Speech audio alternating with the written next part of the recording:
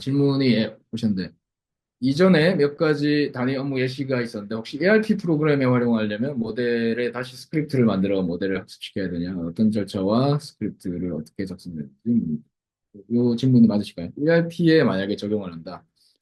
지금 여기서 모델이라고 하는 것이, 아마 이런 질문이실 것 같아요. ERP 업무에 대해서 좀 알고 있느냐, 이 딥식 모델이. 그것은, 어, 어느 정도 일반적인 사항은 어느 정도 알고 있는 것 같아요. 이 딥식도. 근데 거기에 ERP 프로그램 자체에 대한 그 상세한 도메인 지식을 만약에 집어 넣는다라고 하면 파인 튜닝을 해야 되는, 파인 튜닝을 통해서 하는 방법이 있으시고, 프롬프트를 통해서 하시는 방법이 있어요. 근데 파인 튜닝을 하려고 하면 이 ERP 업무에 대해 가지고 알고 있는 전용 파인 튜닝을 하셔야 되는데 그 작업 자체는 상당히 많은 에너지가 들어가거나 혹은 ERP에 대한 그 상당히 많은 지식층을 계층을 쌓아야 되거든요. 그래서 어 그거는 현실적이지 않을 수가 있습니다. 현실적이지 않을 수가 있고 어 어떤 예를 들면 ERP에서 사용하는 그 어떤 용어라든지 그런 구체적인 업무 용어라든지 이런 것들을 어느 정도 알고 있는지 한번 테스트를 해보시는 게 방법이실 거예요. 그러니까 여기에 예를 들면은 그 딥식이 어느 정도 ERP에 대한 상식을 갖고 있는지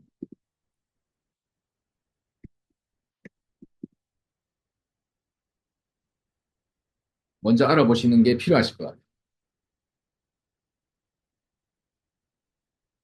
현재 현재 오픈된 모델 중에 특화된 모델은 어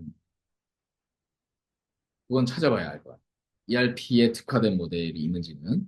근데 ERP 정도는 오픈 모델에서 충분히 알고 있을 거라고 생각도 되기도 해요. 그거는 지금 업무적으로 딥식과 함께 논의를 해보시는 게 좀 필요할 것 같아요.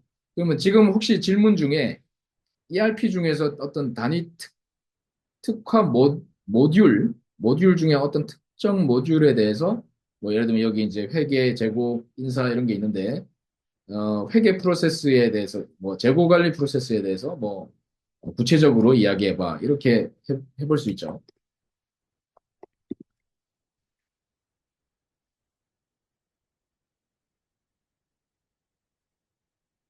그리고 거기에서 사용되는 특수한 용어라든지 이 업무적으로 특수한 업무적인 것을 알고 있는지 한번 검증을 해보시는 게 더 빠를 수도 있습니다. 근데 재미난 것은 웬만한 우리가 알고 있는 그 우리가 경험하는 도메인에 대한 거는 섭렵을 하고 있다 이렇게 보이는데요. 딥식은 아무래도 특히 지금 여기 있는 건 증류 모델이거든요.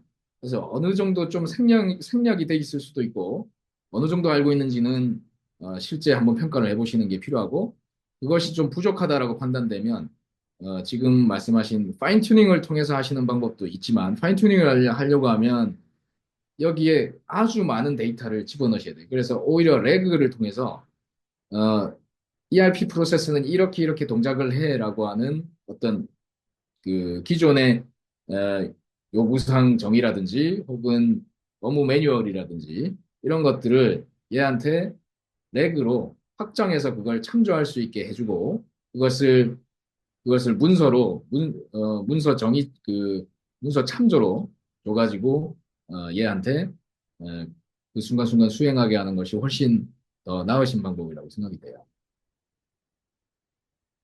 어느 정도는 그래도 알고 있을 겁니다. 근데 얘가 다 갖고 있는 게 아니라 그렇죠. 스크립트를 작성해서, 그렇죠. 참조를 시켜서, 레그를 통해서, 퓨샷을 통해서 하시는 방법이 더 나으신 방법으로 생각이 돼요. 어느 정도는 뭐, 네, 답은 합니다.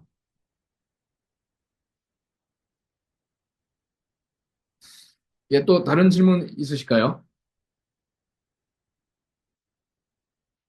그래서 앞서 이제 MSEG의 그 요구사항을 집어넣으실 때, 그러한 요구사항을 다 집어넣으시면 돼요.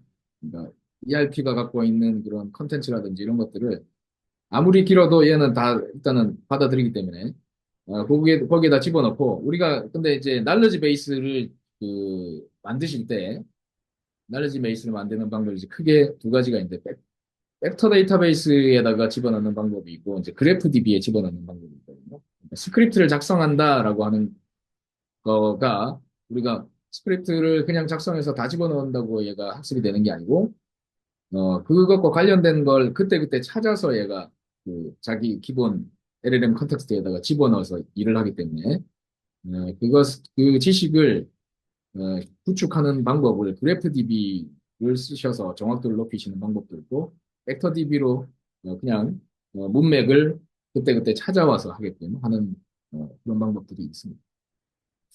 제 내용은 여기까지고요. 조금 휴식하셨다가 이어서 진행하도록 하겠습니다.